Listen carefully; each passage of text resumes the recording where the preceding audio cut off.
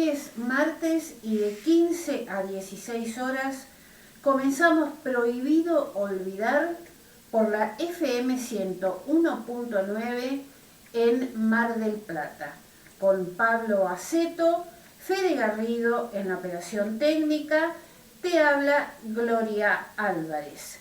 Muy bien, vamos a presentar ahora a Pablo Aceto. ¿Qué tal, Pablo? Buenas tardes. Buenas tardes. Bueno, como ya saben, el programa va diferido, se grabó lunes a la noche, que es el último programa, unas vacaciones que nos vamos a tomar, 2 semanitas, así que yo creo que no se va a paralizar la historia porque no estemos en el aire. No, para nada. Y la verdad que era un momento caliente, pero como que ya las bases de lo que vienen siguiendo el programa no van a encontrar un análisis muy diferente de lo que venimos planteando, salvo resaltar algunas cosas que están pasando ahora y que seguramente se van a ir agudizando. Vamos a hacer algunos anuncios. Si no saco mala cuenta, estaríamos en el aire otra vez la última semana de mayo. Claro. Así que por ahí ya tenemos algunos anuncios para mayo, junio. Muy bien. Bueno, mientras preparamos la columna de Cortés, que se llama Más de 2 meses de guerra en Ucrania, vamos a desarrollar estos títulos. Millones de británicos saltean comidas porque no pueden pagar los alimentos. No hemos visto lo peor, dice Bill Gates sobre la pandemia. Shell y Action aumentaron los precios de los combustibles hasta un 12%. Y China confina ciudades por un rebrote de COVID-19. La columna de Pablo Aceto se llama Combustible, las olas de aumentos. Está bien, ¿no? El título. Sí. Muy bien. Entonces, si tenemos preparada la columna de Cortés, la escuchamos. El 24 de febrero, después de 8 años seguidos de incumplimiento de los acuerdos de Minsk, firmados en 2014 y 2015 para terminar la guerra de Donbass, sudeste de Ucrania, que ya había costado 14.000 muertos, la Federación Rusa atacó a Ucrania, buscando esencialmente el control de esa zona del territorio ucraniano y sus adyacencias, y la destrucción de gran parte de la infraestructura militar de Kiev en todo el territorio. También la desnazificación de Ucrania, término más ambiguo, ya que si bien es cierto que en ese país operan fuertemente diversos grupos nacionalistas que reivindican abiertamente la historia de los ucranianos que colaboraron con el Tercer Reich y actúan con extrema violencia contra todo lo que sospechan de rusófilo, en un país en el que buena parte de su población es de origen ruso y otras minorías étnicas, no está claro cómo Rusia se proponía esa desnazificación. Cabe contar que gran parte de esos grupos son paramilitares y han sido incorporados a las Fuerzas Armadas ucranianas, como los batallones Azov y Aidar, y existen fundadas sospechas de ser los principales perpetradores de atrocidades varias, muchas de las cuales se adjudican luego a las tropas rusas, la masacre de Bucha probablemente a la cabeza. En 2014, un golpe de Estado, impulsado principalmente por esos grupos, derrocó al gobierno de Viktor Yanukovych, que acababa de anunciar que no firmaría un acuerdo económico que por entonces se negociaba con la Unión Europea.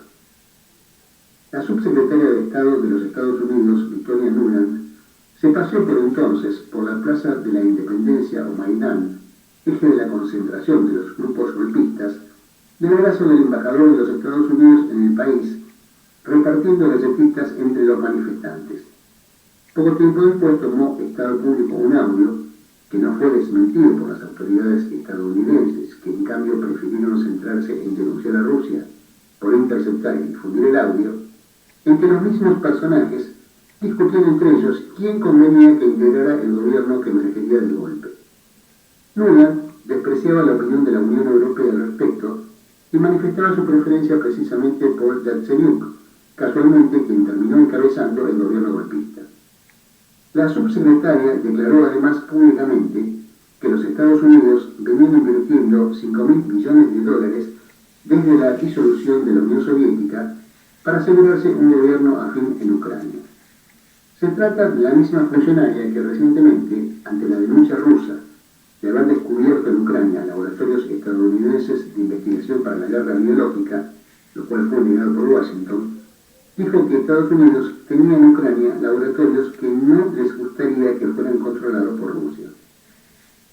¿Qué opinaríamos los argentinos si el 19 y 20 de diciembre de 2001 el vicecanciller chino o de cualquier otro país extranjero se hubiera paseado por la Plaza de Mayo del brazo del embajador de la misma nación, repartiendo alfajores a los manifestantes y casi en simultáneo se hubieran difundido audios de conversaciones entre ellos proponiendo a Dualde para encabezar un gobierno de transición y además nos enteráramos que la potencia extranjera había invertido fortunas para garantizarse el control de los próximos gobiernos argentinos? Bien, eso o peor pasó en Ucrania.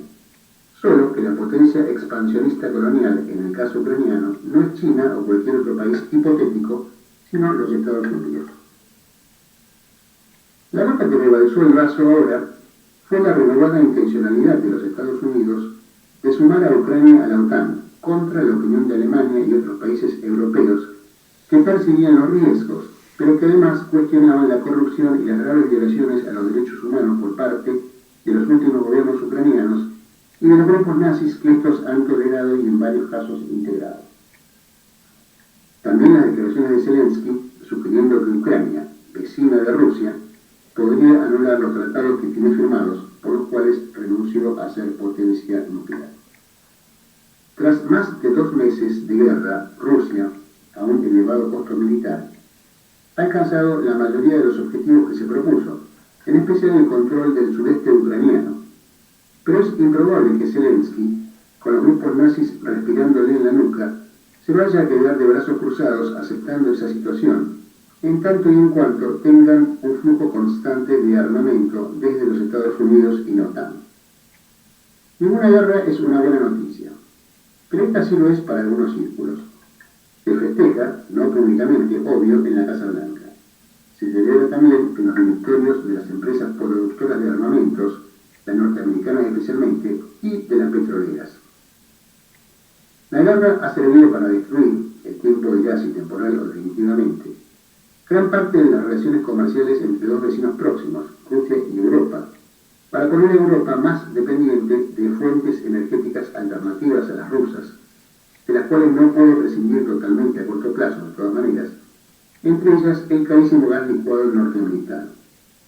También para hacer trepar velozmente las ganancias de las armamentistas. Lo que no pague durante muchísimo tiempo el pueblo ucraniano, lo terminarán pagando de última los contribuyentes estadounidenses o europeos. Las empresas energéticas, el otro ganador. Luego vendrá otro negocio, como ya se vio en Irak, el de la reconstrucción de Ucrania. Podría pensarse que la decisión norteamericana y europea de prescindir todo lo que puedan de los combustibles fósiles rusos sería una gran oportunidad para acelerar la descarbonización y frenar el cambio climático. Una buena noticia también para el ambiente. No es así. En muchos aspectos, lo opuesto. Tal vez algo de ello ocurra en el mediano plazo, pero en lo inmediato está pasando lo contrario. Estados Unidos aumentó radicalmente su utilización del fracking hipercontaminante para tratar de reemplazar parte del gas ruso. El Reino Unido comienza a discutir si no da marcha atrás en las pocas decisiones ambientalmente amigables que había tomado. Europa está considerando comprar en cantidad esos mismos hidrocarburos producidos con fracking que tiene prohibido en su propio territorio. La potencia aún más poderosa a nivel mundial no solo está fogoneando la guerra, tratando de que se prolongue para desgastar a Rusia, armando a Ucrania hasta los dientes para que rusos y ucranianos se maten entre sí, al ritmo de la consigna animémonos y vayan, sino que en los hechos está retrocediendo de los escasos gestos hacia la sustentabilidad que exhibía. Y eso los demócratas que lo gobiernan, porque los republicanos querrían hacer lo mismo, pero a toda velocidad. La principal apuesta norteamericana para desgastar a Rusia, además de armar a Ucrania, es aislarla económicamente. La mayor perjudicada por esto es Europa. Además, no lo pueden hacer de golpe sin colapsar a toda la economía europea. Rusia venía preparándose desde hace tiempo, aumentando su reserva de oro, y obviamente ha tomado muchas otras medidas para contrarrestar las, entre comillas, sanciones. Al comenzar la guerra, el rublo se desplomó frente al euro. 2 semanas después, la tendencia cambió, y hoy es el euro el que está bastante debajo. La utilización estadounidense del dólar y del sistema interbancario SWIFT como arma de guerra ha acelerado el declive del dólar. Rusia y China, además de haber incrementado notablemente su comercio mutuo, cada vez usan menos el dólar. Lo mismo China, Arabia Saudita o Rusia e India. En África, varios países usan crecientemente el yuan chino y en algunos es de curso legal. En nuestra patria grande, López Obrador ha comenzado a proponer una moneda común latinoamericana. El verdadero enemigo que Estados Unidos busca contener no es Rusia, sino China. Enemigo, entre comillas, en la concepción norteamericana de que algún país tiene que ser su enemigo. No olvidar que en solo 17 de sus 246 años, Estados Unidos ha dejado de estar en guerra con alguien. Busca debilitar a Rusia como posible aliado de China o que se alejen entre sí. En esto último va para atrás. China ya ha superado a Estados Unidos en PBI a paridad de poder adquisitivo y va en camino de superarlos en PBI nominal. Lo supera en algunas tecnologías como 5G y sistemas de posicionamiento satelital. Militarmente, en cambio, está muy por detrás. Rusia, la que está más próxima, especialmente en armamento nuclear y armas hipersónicas. No sería raro que en los próximos años o meses Estados Unidos promueva algún otro conflicto, esta vez en la frontera oriental de Eurasia. El reciente golpe de Estado parlamentario en Pakistán es, en el tablero de ajedrez mundial, un peón comido por Estados Unidos a la nueva ruta de la seda. Lo que está en juego hoy en el mundo es si se acelera o se retrasa, eventualmente hasta podría impedirse, el paso de un mundo unipolar gobernado por Estados Unidos como única superpotencia a un mundo multipolar con múltiples opciones. A los argentinos, claramente nos conviene más el nuevo tipo de planeta. Muy bien, millones de británicos saltean sus comidas porque no pueden pagar los alimentos. The Food Foundation evidenció que más del 57% de los hogares no pudieron acceder a la totalidad de las comidas, incluidos más de 2 millones de niños que informaron corren un alto riesgo de sufrir enfermedades. El gobierno busca aumentar los beneficios sociales y las comidas escolares.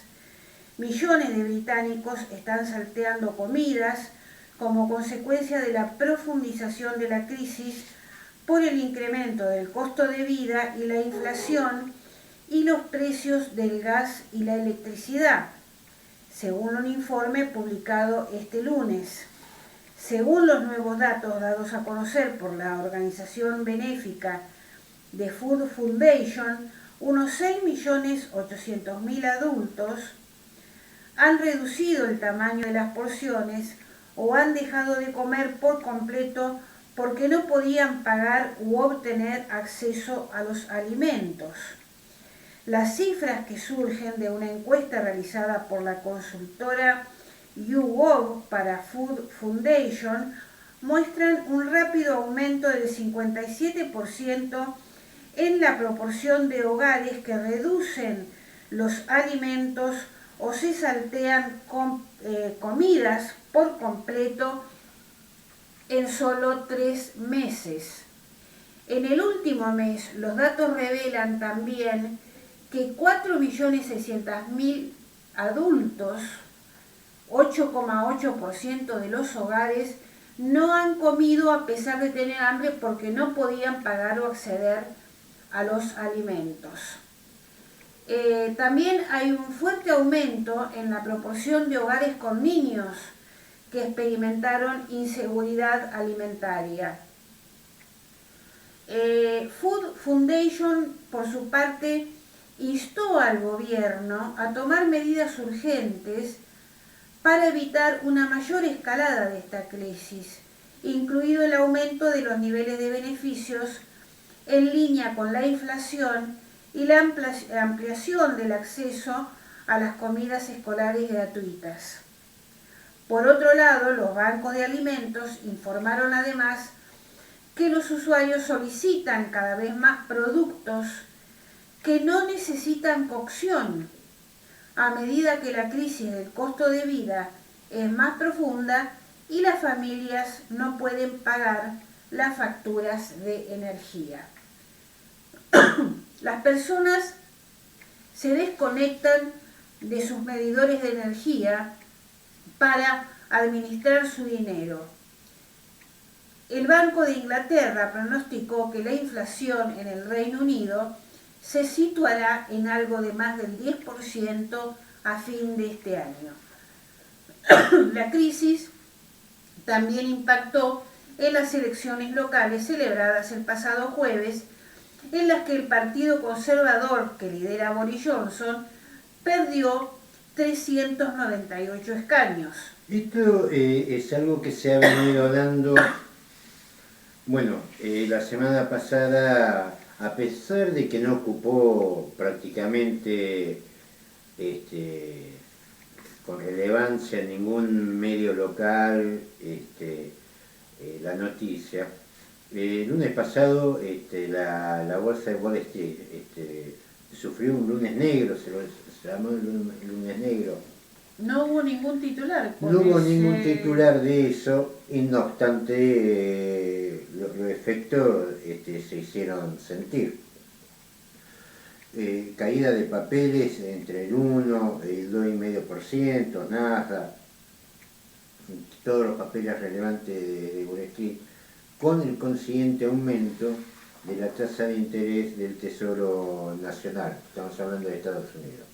Con lo que este paquete y esta medida que es para conservar el precio del dólar, ya es la puerta de entrada a un escenario recesivo en la economía, por lo menos en la economía occidental. Esto ya es una carta echada, ya difícil. Estamos ante la puerta de una recesión muy parecida, si bien se llama la crisis del año 30, pero en realidad es más parecida, en realidad la crisis de 30 fue en el año 29, no sé por qué le dicen la crisis de 30, pero fue la del año 29 y estamos ante esa situación. Una situación que es producto de lo que veníamos hablando acá. El mundo está en guerra. Esto que estamos escuchando de Reino Unido pareciera que estuviéramos hablando de un país sudamericano. Sí, no, estamos hablando de Reino Unido, y una situación muy similar se va a dar en Estados Unidos también.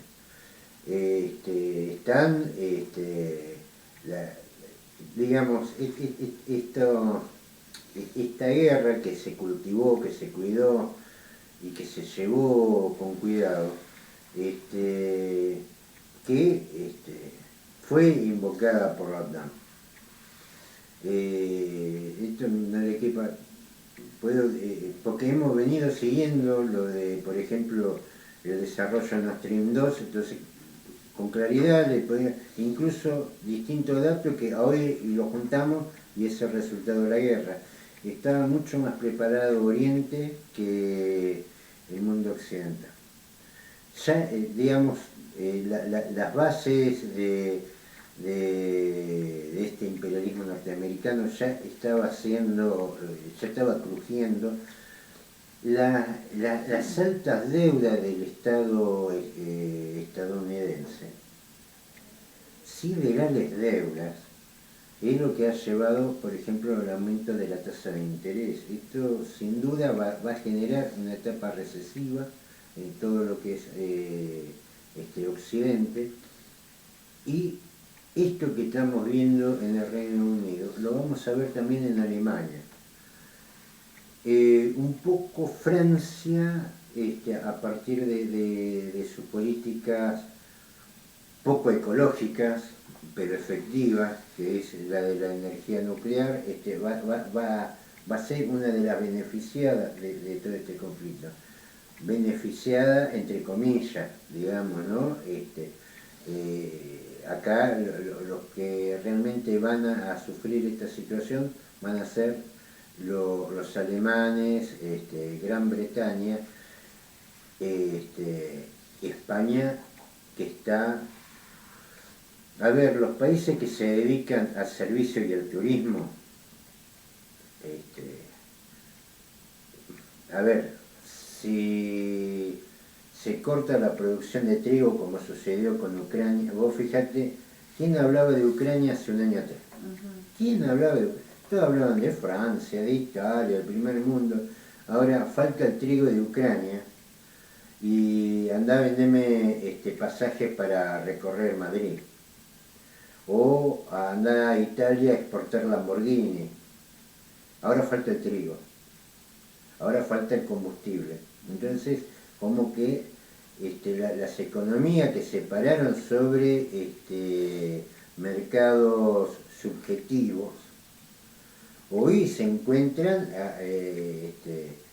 colgadas del pincel. Porque, a ver, que se puede vivir sin hacer turismo en España. Claro. Y se puede vivir sin comprar un Lamborghini. Ahora no se puede vivir sin energía y no se puede vivir sin trigo. Esto es lo que se está viendo, donde la economía subjetiva, esto que tanto hablaba la escuela de Austria, bueno, el tema de todo esto está muy bien explicado, muy bien fundamentado. El tema cuando llega la hora de la verdad te encontrás con estas cosas. Era más importante el trigo de Ucrania que los Lamborghini o hacer turismo en Roma o en Madrid. Vuelvo a repetir, vos sin hacer, hay gente que nunca fue a Madrid y vive feliz. Hay gente que nunca compró un Lamborghini y vive feliz. Ahora, cuando vos no tenés trigo, vos no tenés energía, ahí ya la cosa cambia. Y esto es lo que se están viendo. Acá lo que se ha caído son las teorías estas de la escuela económica austríaca que hablaba de la subjetividad de los precios. Bueno, acá las tenés. Les llegó la hora de la verdad y ahora tajate. Era más importante el trigo ruso y el trigo ucraniano. Era más importante Ucrania que Inglaterra, Italia y España juntas. No hemos visto lo peor, el nuevo libro de Bill Gates sobre la pandemia. El fundador de Microsoft, Bill Gates, cree que hay cierto riesgo de que la humanidad todavía no haya sufrido lo peor de la pandemia del COVID-19. El empresario multimillonario pidió la creación de un equipo de expertos internacionales dirigido por la Organización Mundial de la Salud para dar seguimiento a las posibles amenazas a la salud pública mundial que podrían llegar a aparecer en un futuro y garantizar que el mundo esté preparado en una mejor manera para enfrentar futuras pandemias. En una conversación con el Financial Times, Bill Gates dijo que llevar a cabo la iniciativa de movilización y respuesta ante epidemias globales tendría un costo de alrededor de $1.000 millones al año. En la entrevista dio constancia de que la financiación actual no se tomaba en serio el riesgo de las pandemias, siendo esta una de las causas del gran impacto del COVID a lo largo de todo el mundo. Todavía corremos el riesgo de que esta pandemia genere una variante que sería aún más transmisiva e incluso más fatal. Y ni siquiera hemos visto lo peor. Esto lo dijo Bill Gates al medio británico Financial Times en una entrevista el domingo 1 de mayo. Bueno, a ver, bueno, ahí está el informe sobre China también. Primero, $100.000 millones al año no es plata. Es plata para cualquiera de nosotros, por supuesto. pero como política No, disculpame, sanitaria, mil millones, mil millones de dólares al mil año. millones de dólares no es nada.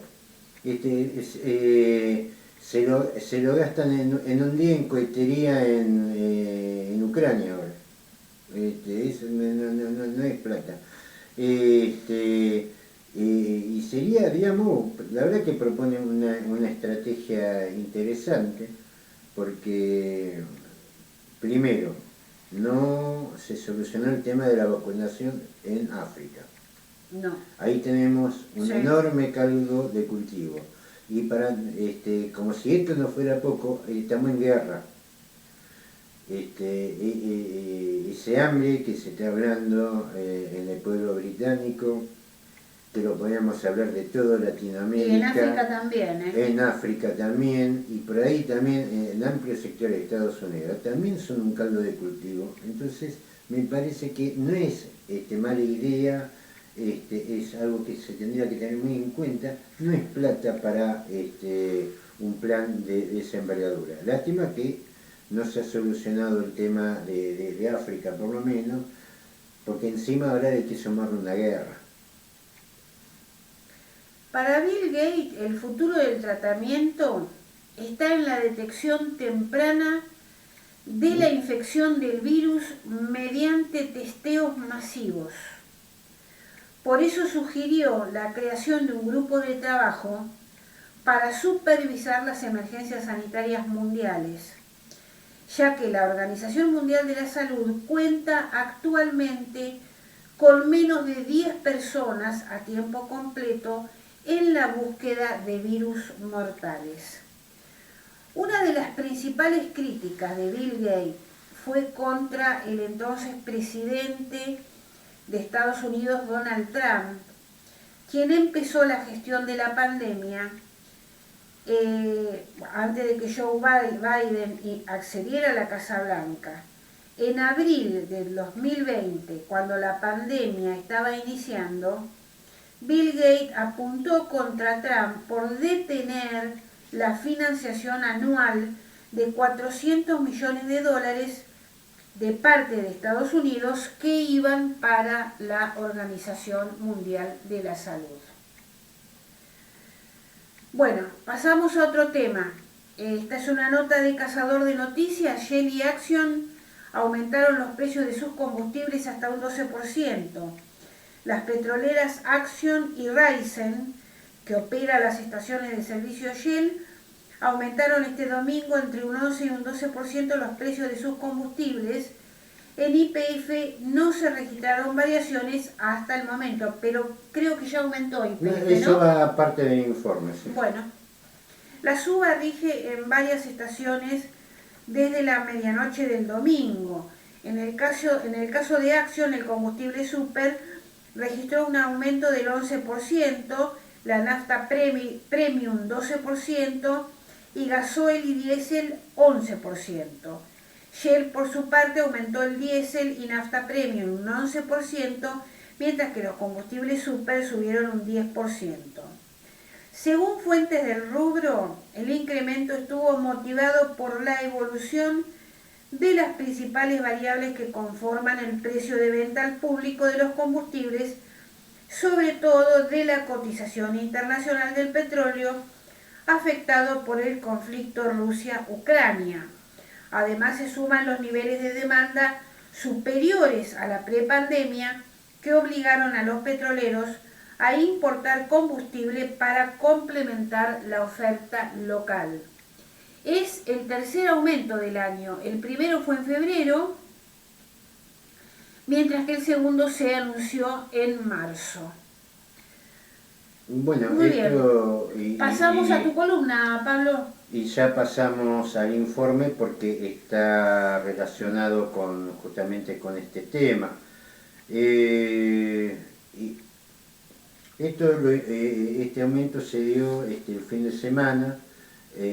Primero vamos a clarificar de quién estamos hablando. Estamos hablando de la Pan American Energy, que fue, más de una vez lo habrán escuchado en este programa, que fue la que en un movimiento poco transparente, vamos a decir, claro, en el medio de un escenario de corruptela, se quedó con los yacimientos de Cerro Dragón, que es la que nos provee de petróleo convencional, y la otra es la Shell.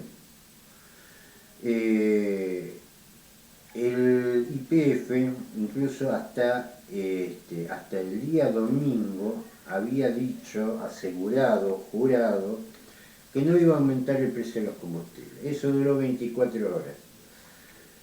Al 12% que aumentó la Shell y la Pan American Energy,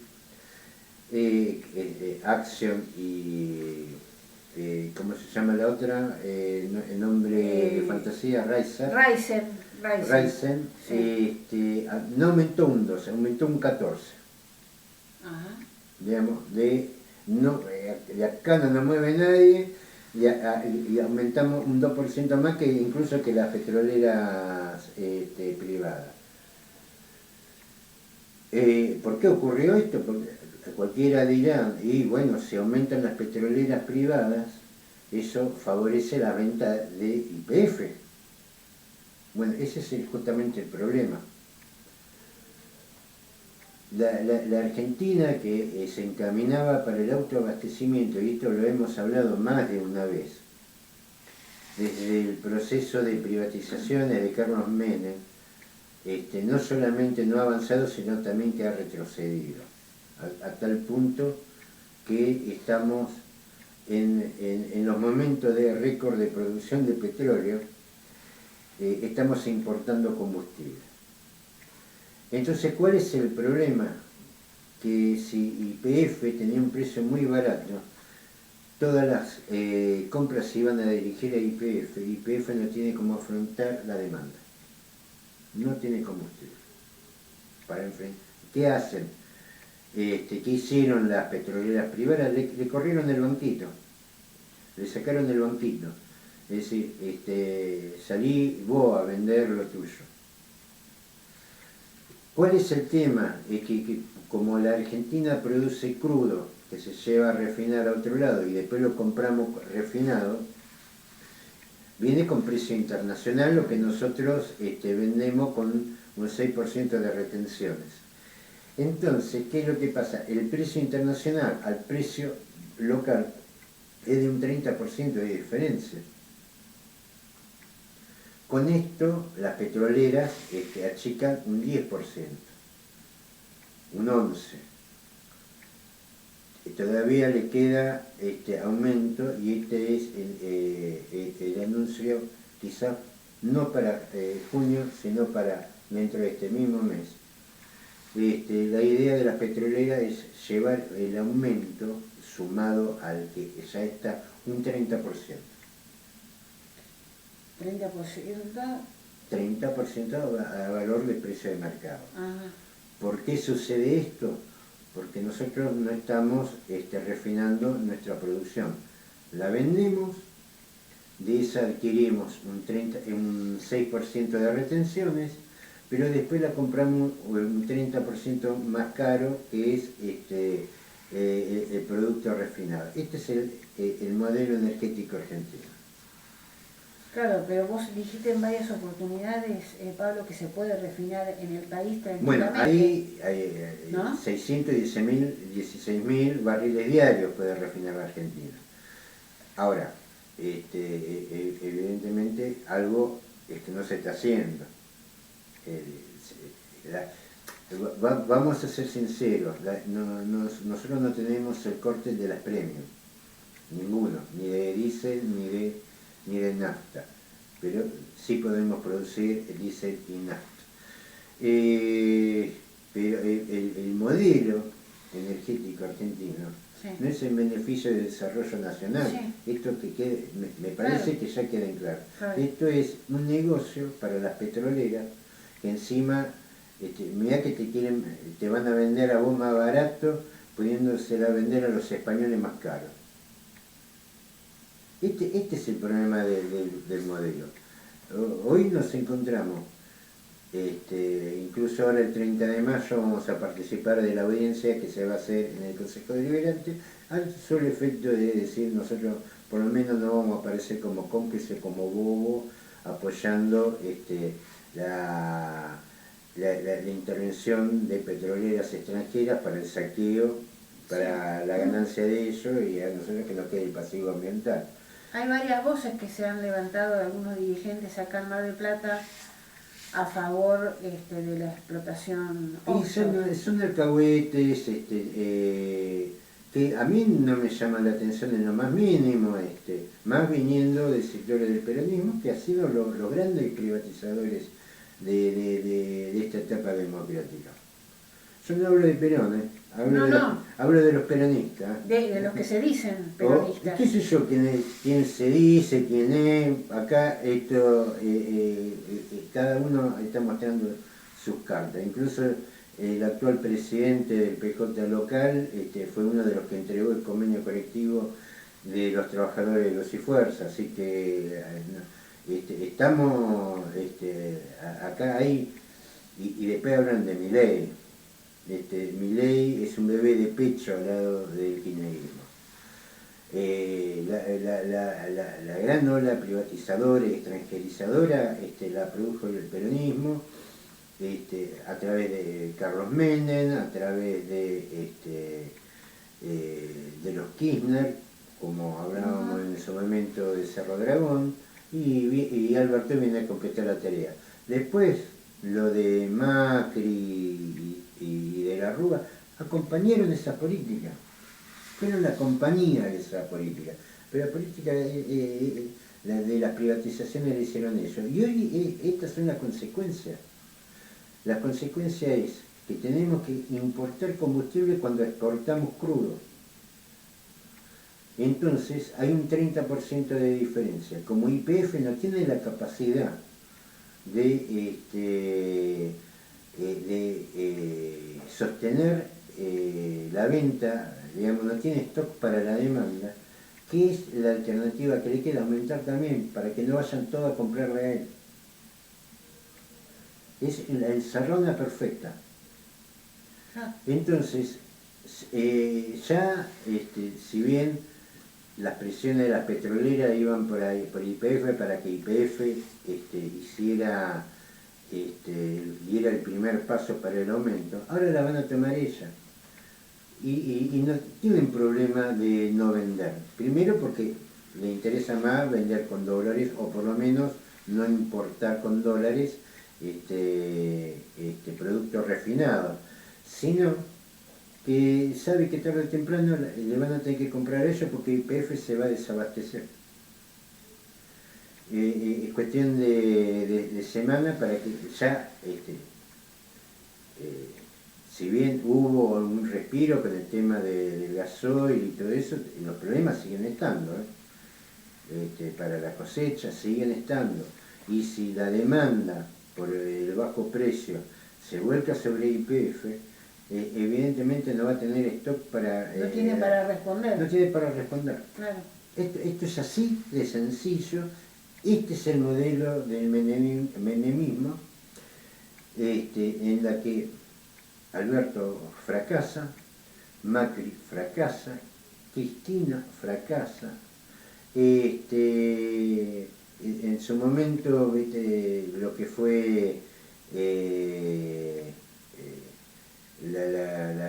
la devaluación de remes y el aumento internacional de algunos commodities los sostuvo más o menos a Néstor, que es el único que sale bien parado por esas circunstancias, pero no me olvido que él fue uno de los que entregó Cerro Dragón, que ahora nos está aumentando los combustibles. A ver, Action es Pan American Energy, y Pan American Energy, cuya cabeza son los Bulleroni, son los testaferros de la British Petroleum, lo mismo que le invadieron Malvinas. Sí. Nosotros le entregamos Malvinas, no se le entregan, pero le entregamos también los recursos del continente. Entonces, cuando vienen y te dicen mucho de estos que se ponen en patriotero, tenemos que salir a explotar nosotros, que nos vengan potencias extranjeras, y se la están entregando a potencias extranjeras, ¿viste? Nos toman por giles, le estamos viendo a ver si Equinor, qué tan criolla es, a ver, o la Panamérica, o la British Petroleum, qué tal criolla es, qué tal criolla es Action. Son discursos que lógicamente por ahí algún desprevenido o que más o menos no entienda mucho de la materia, que hay mucha gente que no entiende un pito de viste mucho Netflix, entonces termina como saliendo de un termo, se lo pueden llegar a creer, pero la verdad que es insostenible este modelo que nos pone en el corazón de la crisis de la guerra. La guerra no solamente la gente muere por los balazos, también muere por las crisis económicas, es igual que la pandemia, es como una pandemia la guerra. Y lo están sufriendo los pobres de todo el mundo, hasta los ingleses. Lo van a sufrir los españoles, los italianos, los norteamericanos y por supuesto los países latinoamericanos. Y la despreocupación, que lógicamente en estas etapas de crisis, te puedes imaginar que están preocupados, pueden estar por África, que es la principal cuna o el principal caldo de cultivo para esto que decía Miguel sobre el tema de la pandemia. Sí. No nos olvidemos que la gripe española no nació en España, nació en los campos de guerra de Francia, en la Primera Guerra Mundial.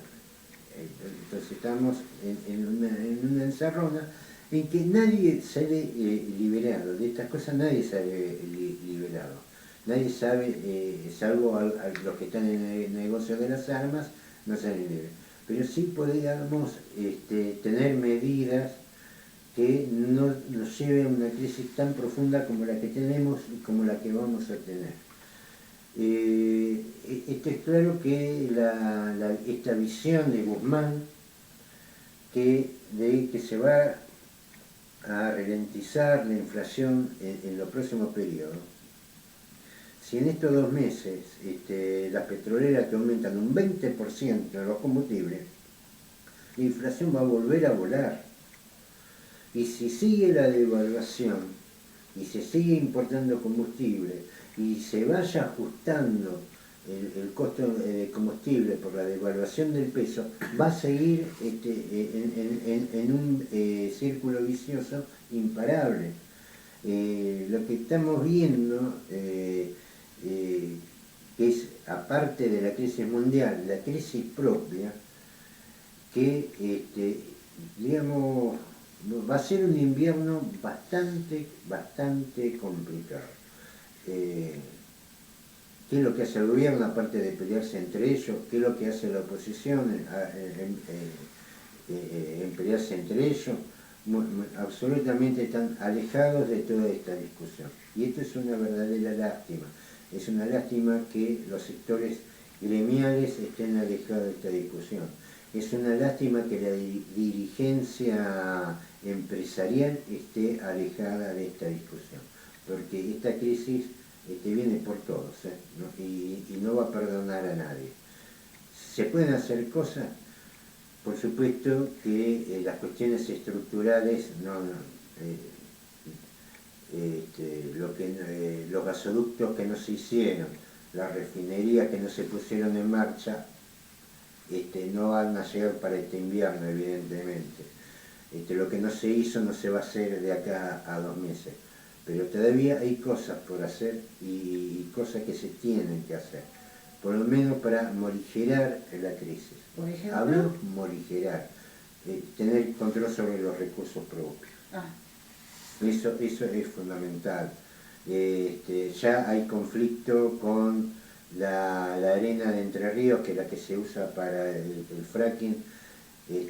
Hay una suspensión en lo que es, porque después te hablan y te garantizan todos los mecanismos de control para cuidar el medio ambiente. Había 9 canteras en Entre Ríos, que es por la arena silicia, que es la que se usa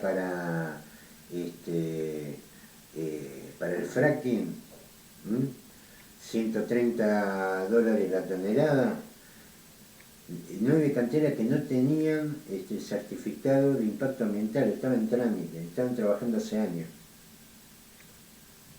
Estos son los que nos garantizan los cuidados del medio ambiente. Que es la denuncia en particular que tenía un campo al lado, que estaban viendo que le estaban contaminando el agua. Le estaban contaminando el agua por el lavado de las arenas. Entonces, este es el cuadro en que claramente no se encuentra un punto de equilibrio entre lo que es la necesidad energética y el cuidado del medio ambiente y otros cuidados.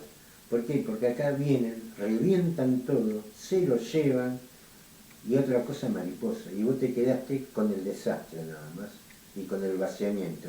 Y no solamente eso, sino que también se llevan los recursos, porque después giran las remesas usando los dólares nuestros. Entonces, me gustaría que la gente del campo también reflexione en esto, porque son ellos los que ponen los dólares. Y a la hora, viste, de apoyar, viste, no terminan apoyando un Macri, un Milei, porque es más de lo mismo, es más de lo mismo. A ver, ¿de qué habla toda esta gente? Absolutamente de nada. Parecen que son políticos de la Suecia de los años 80. No hablan absolutamente de nada, casi que existencialistas son, pero lamentablemente... Los otros días estaba mirando una encuesta sobre Facundo Manes, que tiene muy buena intención de voto, según lo leía yo. Sí, ahora, ¿qué propuesta presentó Facundo Manes? No, él habla de la salud mental, yo no le escuché ninguna propuesta. Prácticamente podría Entonces, ser... veamos lo que votamos, ¿no? Son prácticamente para hacer un programa de autoayuda, cosas de buenas intenciones, cosas agradables. Cualquiera escucharía a Facundo Manes, cualquier tía nuestra le gustaría escuchar a Facundo Manes en algún programa tipo como lo que hacía Tita Merelo, qué sé yo, un poco también recomendando hacerse el Papa Nicolau, pero me parece que ante esta crisis, y ni hablemos de nosotros, por lo menos dice algo, por lo menos va por el lado de la autoayuda. Lo otro ni eso, están discutiendo a ver cómo prenden fuego la interna para a ver quién controla las cajas, porque las peleas son por las cajas. Porque a mí no me van a decir que Cristina está enojada con Guzmán por el acuerdo con el FMI y lo apoya a Kicillof, que hizo ese acuerdo desastroso con el Club de París. Entonces, acá no hay un problema de modelos, aquí hay un problema de posicionamiento, de cajas, nada que ver con esta crisis que tiene toda la pinta de llevarnos a todos puestos y esperemos, bueno, que por lo menos en esta semana escuchemos algo relacionado sobre los problemas de fondo y no solamente sobre los problemas de ellos. Muy bien. China endurece las restricciones y confina ciudades por un rebrote de COVID-19. Shanghái y Beijing, las dos ciudades más importantes de China, enfrentan restricciones cada vez más duras para evitar los contagios de COVID-19. Yo les digo una cosa, los chinos serán de estatura baja, serán amarillos, serán con el ojo estirado, serán comunistas pero no son giles. Algo los tipos están viendo de estas cuestiones. No hay gente que se levanta en la mañana, vamos a restringir todo. Todo lo contrario en China. se restringirá a otras cosas, pero el movimiento económico, al contrario, incentivan a laburar. Sí. Si China está tomando esta actitud es porque algo ellos están viendo. Y si hay algo que caracteriza a China, que ante lo que ven responden, no están especulando o dando vueltas. Si ellos están tomando esta actitud, agarrémonos, empecémonos a preocupar porque acá algo está pasando.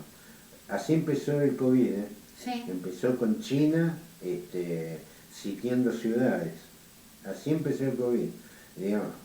Y uno ve, la verdad, una cierta relajación en un montón de ámbitos. Sí, total. Y ojalá nos equivoquemos, ojalá Bill Gates se equivoque, ojalá se equivoquen los chinos, pero yo más que a Bill Gates le tengo fe a los chinos. Cuando los chinos hacen algo, mirá lo que están haciendo porque por algo lo hacen. Bueno, este lunes las autoridades de China ratificaron el endurecimiento de las restricciones por COVID, lo que provocó grandes críticas sobre el manejo de la situación epidemiológica en el país. Lo que pasa es que China mantiene una política de tolerancia cero frente al COVID, lo que hizo que Shanghái, la ciudad más poblada del país, enfrente fuertes confinamientos de millones de personas. Las autoridades locales de Shanghái ordenaron a los habitantes no salir de sus casas en algunas ciudades y señalaron que tampoco podrían recibir entregas de alimentos para limitar el contacto. En algunos distritos incluso hubo notificación sobre el cierre de negocios de comestibles locales para colaborar con el esfuerzo de reducir las infecciones de COVID-19. Bueno, y fue que así que hemos visto por televisión que se produjeron, algunos tipos de enfrentamientos, ¿no?, entre las autoridades y los chinos, porque bueno, no conseguían comida, no consiguen comida. Yo no sé hasta qué punto debe ser así, pero debe ser una situación, estamos hablando de 1.800 millones de personas que están en crisis. No la estamos viendo nosotros, bueno, ellos lo están viendo. Y son gente que cuando ven algo no suelen equivocarse. Ojalá se equivoquen, pero si tomaron esta actitud por algo es.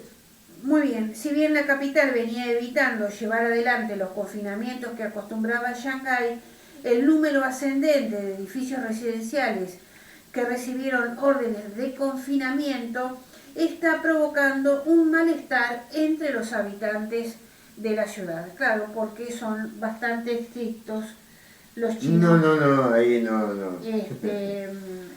Incluso hay gente, estuve leyendo que hay gente que por ejemplo se ha contagiado de COVID y las autoridades le piden las llaves de la casa para internarlos. Sí. No joden mucho. Muy bien, Pablo, nos estamos despidiendo. Nos despedimos hasta el martes que viene. No, hasta el martes que viene no. Estamos 15 días de vacaciones. No, vamos a hacer la aclaración, sí. Nos tomamos 15 días de vacaciones, finales de mayo nos estamos viendo de nuevo. Pero este sábado estamos con 3 para el desayuno. Que ese es el último sábado antes de la vacación. Claro, antes de las vacaciones. Muy bien. Muy bien, nos estamos viendo.